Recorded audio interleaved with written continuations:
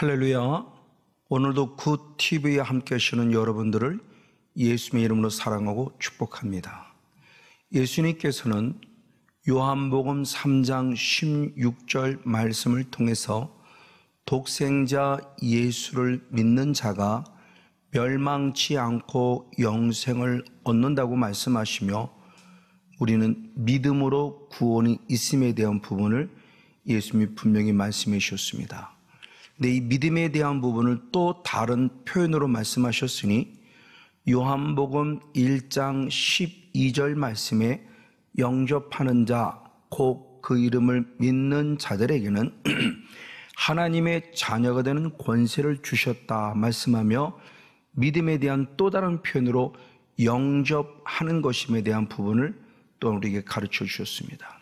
그리고 또 이어서 요한복음 17장 3절 말씀을 통해서는 영생은 유일하신 참 하나님과 그의 보내신 자 예수 그리스도를 아는 것이다 라고 말씀하며, 믿음이란 또 다른 표현에 대해서 아는 것에 대한 부분이라고 말씀합니다. 즉, 믿음은 영접하는 것이고 믿음은 아는 것이라는 것을 같이 말씀하는 거죠. 믿음 따로 영접 따로 아는 것 따로가 아니라, 믿음이 곧 영접이고 영접이 곧 아는 것임에 대한 부분을 통해서 예수를 나의 구원자로 믿는다는 것이 무엇인가에 대한 부분을 우리가 조금 더 확실하게 말씀을 통해서 알 수 있습니다. 자, 그러면 우리는 과연 하나님을 어떻게 아는가? 이 말을 달리 말하면 하나님을 어떻게 믿으며 하나님을 어떻게 영접하는가, 하나님을 어떻게 알 수 있는가라는 부분입니다. 크게 오른 두 가지로 말씀할 수 있는데, 먼저는 인격적인 삼위일체 하나님을 통해서 안다고 표현할 때, 예수는 먼저 마태복음 11장 27절의 말씀을 통해서 아들의 소원대로 계시를 받는 자가 아버지를 안다라고 말씀해요. 계시라고 하는 단어를 통해서 하나님의 아들의 예수님의 소원을 통해서 그 하나님이 주시는 거룩한 계시를 받을 때 이런 하나님이구나 하고 하나님을 알 수 있다는 사실을 예수님이 친히 말씀해 주셨습니다. 그때 그 계시라는 원어가 아포칼립토라는 원어입니다.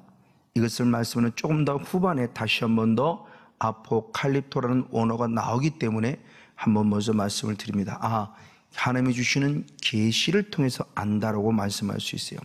이에 사도 요한도 똑같이 요한일서 5장 20절의 말씀을 통해서 하나님의 아들이 이르러 내게 지각, 다시 한번 깨달음을 주실 때 결국은 참된 자 하나님을 알게 된다라고 말씀하며, 예수님이 주시는 지각, 예수님이 주시는 깨달음을 통해서 하나님을 알 수 있다고 또한 성경은 표현하고 있습니다. 이것을 바울이 또 다른 각도로 봤을 때 에베소서 1장 17절 말씀을 통해서 보면은, 하나님 아버지께서 우리에게 지혜와 계시의 영을 주실 때 하나님을 알게 된다고 또 표현해요. 자, 예수님이 알게 하셨고 하나님이 알게 하셨고 성령인 계시의 영으로 하나님을 아버지를 알게 하신다라고 말씀하고 있습니다. 즉, 내가 하나님을 알고자 해서 아는 것이 아니고 보고 듣고 배워서 아는 것이 아니라 절대적 삼위일체 하나님의 은혜와 능력을 통해서 하나님을 더 알아가고 예수님을 더 알아가고 성령을 더 알아가고 있다고 하는 사실을 말씀은 가르쳐주고 있습니다. 이런 대표적인 예로서 예수님이 어느 날 제자들에게 묻습니다. 마태복음 6장 13절의 말씀에, 제자들아, 사람들이 나를 누구라 하느냐고 물었습니다. 이때 제자들이 마태복음 6장 14절 말씀에, 어떤 사람들은 예수님을 세례요한이라고도 합니다. 또 어떤 사람은 예수님을 엘리야라고도 합니다. 또 어떤 사람은 예수님을 예레미야라고도 하고요. 또 어떤 사람은 예수님을 선지자 중에 하나라고도 합니다라고 답을 줍니다. 그들은 다시 한번 예수님이 더 의미심장한 질문을 하니, 마태복음 6장 15절 여튼 16장 15절 말씀에 그러면 너희는 나를 누구라냐고 물어요. 그때 우리가 너무나 잘 아는 말씀이죠. 마태복음 16장 16절 말씀에 주는 그리스도시요 살아계신 하나님의 아들입니다 라는 고백을 합니다. 이때 예수님이 너무너무 기뻐하시죠. 그러면서 아주 중요한 말씀을 하셨습니다. 마태복음 16장 17절 말씀에 뭐라고 주님께서 말씀하시느냐? 바요나 시몬아 내가 복이 있구나. 이것을 알게 한 이는 혈육이 아니라 하늘에 계신 아버지께서 알게 하셨다고 표현하며 하나님 아버지가 예수님을 그리스도시요 살아계신 하나님을 알게 하셨다 그러는데 그 알게 하셨다는 원어가 아까 마태복음 11장 27절에 계시란 단어로 해석된 아포칼립토는 똑같은 원어예요. 그러니까 계시가 된다는 것은 하나님을 알도록 예수님을 알도록 성령님을 알도록 알려주시는 거구나라는 것을 알 수 있죠. 정확하게 주님을 더 알 수 있는 은혜를 주시고 있다는 사실을 우리에게 분명히 말씀해 주고 있습니다. 이에 사도 요한은 요한복음 14장 26절 말씀에 성령님이 내게 임하시면 내게 모든 것을 가르쳐 주시고 또한 가르쳐 주신 모든 것을 생각나게 하시는 분이라고 말하며 성령님의 존재에 대한 부분을 또 다른 각도를 통해서 가르치고 말씀해 주고 있어요. 이걸 사도 요한이 또다시 요한 1서 2장 20절과 27절의 말씀에 우리가 많이 사용하는 단어 기름 부음이라는 단어를 통해서 이렇게 표현합니다. 20절의 말씀에 모든 걸 가르쳐 주시고 모든 것을 알게 하신다. 27절 말씀에도 성령의 기름 부음이 임할 때에 모든 것을 너희에게 가르치며 알게 하신다고 분명히 말씀해요. 일반적인 성령이 아니라 성령의 기름 부음이라는 단어를 통해 우리에게 말씀할 때 우리가 모든 것을 하나님이 가르쳐 주시는 순간 우리가 모든 것을 알게 된다는 아주 중요한 말씀을 통해서 성령의 기름 부음이 부어질 때 여러 가지 많은 은사가 나타나는 것도 중요하지만 진짜 중요한 것은 그리스도로부터 가르침을 받는 순간 그분을 정확히 아는 것이라고 말씀하고 있다는 사실이죠. 그래서 고린도전서 12장 8절 말씀에 사도 바울은 성령이 내게 임하는 순간 하나님이 주신 아주 귀한 은사가 있다고 말씀했을 때 그 은사 가운데 첫 번째 말씀할 때 성령으로 말미암아 지혜의 말씀의 은사가 있고 두 번째 지식의 말씀의 은사가 있다라고 성경은 말씀하고 있어요. 그럼 지혜라는 부분은 과연 무엇을 말할까요? 그 지혜는 말씀을 적용하는 탁월한 능력을 가진 자에 대한 부분을 말해요. 그래서 이 지혜의 영성을 가진 자가 고린도전서 12장 28절 말씀을 통해서 봤을 때 첫째는 사도요 둘째는 선지자라고 표현함을 통해서 사도와 선지자에게 지혜의 말씀의 은사를 주셔서 말씀을 가르쳐 놓으면 끝남이 아니라 그 말씀을 읽고 말씀을 듣고 말씀을 적용해서 말씀을 잘 풀어 설명하시는 분이 바로 사도의 영성, 선지자의 영성을 가진 자에 대한 분을 말하고 있습니다. 그리고 두 번째로 지식의 말씀의 은사로인데 지식의 말씀의 은사는 말 그대로 하나님의 기록된 말씀을 지식으로 잘 알고 그것을 가르치는 자임을 말합니다. 즉 말씀의 이론을 잘 알고 그것을 잘 있는 대로 가르치는 자죠. 그래서 역시 이어서 고린도전서 12장 28절 말씀에 셋째는 교사요라는 말씀을 통해서 교사에게는 지식의 말씀의 은사가 있어서 내가 알고 있는 말씀들을 잘 알고 그것을 그대로 전달할 줄 아는 자에게 주시는 은사임을 봅니다. 바로 이와 같이 성령 안에서 우리가 새로워지는 모습을 봤을 때 지혜의 말씀의 은사를 먼저 주시고 그리고 지식의 말씀의 은사가 또한 우리에게 필요함이 됨을 보면서 베드로는 이 고백을 잘 기록했어요. 그래서 베드로전서 1장 10절 말씀에 우리 구약의 선지자들이 이미 구원에 대해서 즉 예수에 대해서 잘 연구했고 부지런히 살폈다라고 표현해요. 이미 구약의 선자들이 역시 그냥 막연히 하나님의 복음을 전한 것이 아니라 그들 역시 하나님이 주는 음성 속에서 말씀을 계속 연구했고, 그리고 말씀을 잘 살펴서 어떻게 적용할까 할 모습을 알고 말씀을 증거했다고 말하며 선지자들의 영성이 어떤 영성을 가지고 있는 걸 알아요. 그럼 구약의 선자는 어떻게 이걸 알았을까요? 라는 부분입니다. 그걸 베드로는 역시 말할 때 베드로전서 1장 12절의 말씀을 통해서 보면 이들이 예수를, 구원을 증거할 때 우리를 위하여, 즉 너희를 위해 계시한 것임을 너희가 알게 되었나니, 그들은 그런 뭐냐? 하늘로부터 보내신 성령을 힘입어 복음을 전하는 자들로서 이제 우리에게 고하고 있다라는 말씀을 해요. 그럼 구약의 선자들 역시 성령의 통치, 성령의 계시, 성령의 감동을 통해서 본인들이 깨닫고 은혜 받은 바의 모습을 잘 적용해서 전달하고 있었다는 사실을 통해서 신약의 시대만이 아니라 이미 구약의 시대부터 그들은 성령의 기름 부음 받은 선지자 역할을 했음에 대한 부분을 잘 알려줍니다. 바로 이와 같이 우리는 하나님을 안다는 것은 보고 듣고 배움을 통해서 하는 것이 아니라 삼위일체 하나님 예수님 성령님이 주신 거룩한 계시, 그 거룩한 깨달음을 통해서 하나님을 알게 되죠.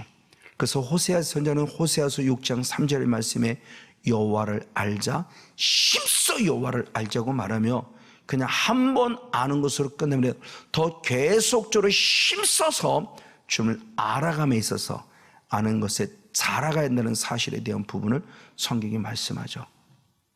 이에 이어서 베드로 똑같은 말을 할 때 베드로후서 3장 18절 말씀에 하나님을 아는 것에 자라가야 된다고 분명히 말하고 있어요.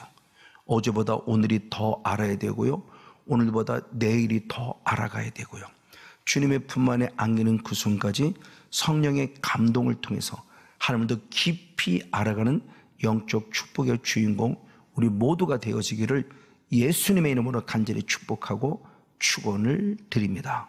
그러나 반면에 또한 이제는 성령의 감동과 감화를 통해서 주님을 알 뿐만 아니라 성경은 하나님의 행하시는 일, 그걸 표적이라는 단어로 사용하고 있어요.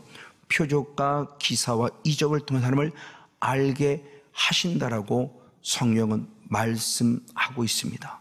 바로 이런 대표적인 모습이 하나님은 이스라엘 백성을 애굽으로부터 구원해 내시기 위해서 먼저 하나님은 모세를 통해서 말씀을 주셨고 아론을 통해서 그 말을 대신 전하게 해주셨고, 그리고 이적을 통해서 말씀을 증명함으로 말미암아 하나님 편에서 주님의 나라 확실히, 그래서 백성들이 믿어서 주님을 예배케 했다고 성경에 먼저 기록해요. 그래서 출애굽기 4장 30절 31절 말씀에 아론이 하나님의 모세에 준 말씀을 듣고 그 말씀을 잘 전했고, 말씀을 전함으로만 끝남냐라 이적을 통해서 말씀이 주님을 증명해 줬고, 그 순간 백성들이 하나님을 믿었고 그리고 하나님을 온전히 경외하는 예배자가 되었다는 사실을 가르쳐 주고 있습니다. 신약의 시대로도 똑같습니다. 빌립이란 집사님이 사마리아 지역을 전도함에 있어서 사도행전 8장 6절 말씀에 빌립 집사님이 말씀을 전했고, 말씀을 전하려면 끝나면 표적을 보여주었고, 그래서 백성들이 말씀을 쫓는 신앙으로 하나님을 나의 구원자로 믿고 예수님을 나의 구원자로 믿는 삶을 실제로 보여준 거예요.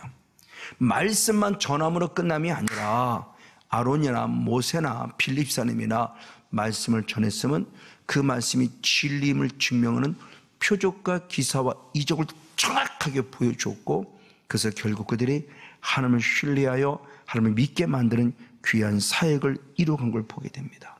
이런 대표적인 또 다른 예가 하나님이 이스라엘 백성을 출애굽을 할 때 10가지의 재앙을 일으켰고요, 10가지의 재앙을 일으킬 때마다 하나님이 친히 여러 가지 만을 했을 때 그 목적은 하나님을 알게 하기 위함이라 그랬어요. 그래서 대표적으로 출애굽기 6장 7절 말씀을 통해서 보면은 애굽 사람의 무거운 것에서, 즉 죄의 짐으로부터 그를 구원해 냈을 때 그들이 결국 누구냐? 하나님을 여호와인 줄 알게 되리라. 아멘. 하나님을 하나님으로 알게 하려고 하나님께서는 우리들에게 표적과 기사와 이적을 보여주었다는 것을 말해줘요. 이 결과를 통해서 출애굽기 14장 31절의 말씀에 하나님이 행하신 놀랍고 큰 일로 직접 봄으로 말미암아 그들은 드디어 하나님 여호와를 경외했고 하나님 여호와를 믿었더라라고 말씀을 통해서 하나님이 행하신 일을 통해 주님을 정확히 믿는 믿음의 열매를 보여주고 있습니다. 이렇게 하나님께서 감동 주기도 하나님의 행하신 일을 보여주는데 오늘은 또 다른 관점, 행하긴 행하셨는데 눈에 보여지는 것을 한 것이 아니라 하나님의 나를 통해서 표적을 보여줌으로 하나님을 하나님으로 알게 한다는 사건이 기록됩니다. 그게 오늘 본문의 사건이니 출애굽기 31장 13절입니다. 주님 이렇게 말씀하셨습니다. 나의 안식일을 지키라. 그러면 나와 이 안식일은 나와 너의 대대의 표징이라고 말하면서 이 안식일이 표적이 되었다고 그래요. 안식일이 내게 하나님이 살아계시는 모습은 표적, 하나님과 우리 사이에 대대의 약속된 표시, 표징, 표적으로 주셨다고 말씀합니다. 이건 아주 대대의 중요한 의미를 보여주고 있는 겁니다. 이 하나님과 우리 사이에 변할 수 없는 언약인 거예요. 안식이라는 귀한 날이 하나님과 우리 사이에. 그래서 예수님은 스스로 말씀하셨을 때 누가복음 6장 5절의 말씀에 인자는 안식일의 주인이라. 아멘. 예수님이 안식일의 주인이고 하나님이 안식일의 주인이고 성령님이 안식일의 주인임을 통해서 삼위일체 하나님이 안식일의 주인이라는 사실을 확실히 못 박았어요. 자, 그러면 이 안식일의 주인이신 예수님, 하나님 성령님, 그 하나님의 친히 말씀, 하나님의 본질이 뭐냐는 거죠. 안식일을 만드신. 그래서 레위기 11장 45절의 말씀에 나는 거룩하다라고 표현했어요. 그러니까 하나님의 거룩한, 하나님의 본질이 거룩이라는 본질을 가지고 있어요. 그럼 하나님만 거룩하냐? 아니요. 아담과 하와를 창조한 우리들에게 똑같이 말씀합니다. 기록된 바라고 말하며 레위기 11장 45절의 말씀을 인용해서 베드로 전서 1장 16절에 말씀할 때 내가 거룩하니 너희도 거룩하라고 주님의 거룩한 명령. 그러니까 하나님의 형상을 따라 지음받은 우리는 하나님을 본받아 똑같이 하나님이 거룩하기 때문에 우리도 거룩해야만 한다라는 귀한 사명을 우리에게 주셨음을 봅니다. 참 이렇게 거룩한 하나님이 6일 동안 열심히 일하시고 제7일째 안식하시면서 이 제7일째 되는 이 날을 가장 복되고 거룩한 날이라고 말하며 안식일을 처음에 제정하셨으니 창세기 2장 3절 말씀에 일곱째 날을 복주사 거룩하게 하셨고 이 날에 안식하셨다라고 표현하며 제7일째 되는 날이 안식일이니 하나님이 열심히 6일 동안 일하시고 7일째 안식한 이 날을 주님이 친히 말씀하기를 거룩하게 하셨다. 안식일 자체가 거룩해. 왜? 하나님의 본질이 거룩이기 때문에 하나님 만드신 안식일도 거룩해야만 한다는 겁니다. 그리고 우리의 본질을 거룩하게 또 만들면서 명령하셨기에 출애굽기 20장 8절 말씀의 제4계명을 통해서 안식일을 기억하여 거룩히 지키라는 거룩한 명령을 주셨어요. 자, 하나님이 거룩입니다. 그 거룩하신 하나님이 안식일을 거룩하게 만들었습니다. 그리고 하나님의 형상을 띠면 우리도 역시 거룩하게 만들었습니다. 그러므로 하나님의 날은 거룩한 이 날을 우리 거룩성을 입은 우리가 그 날을 거룩하게 지켜야 한다는 사실을 분명히 성경을 통해서 보여주고 있어요.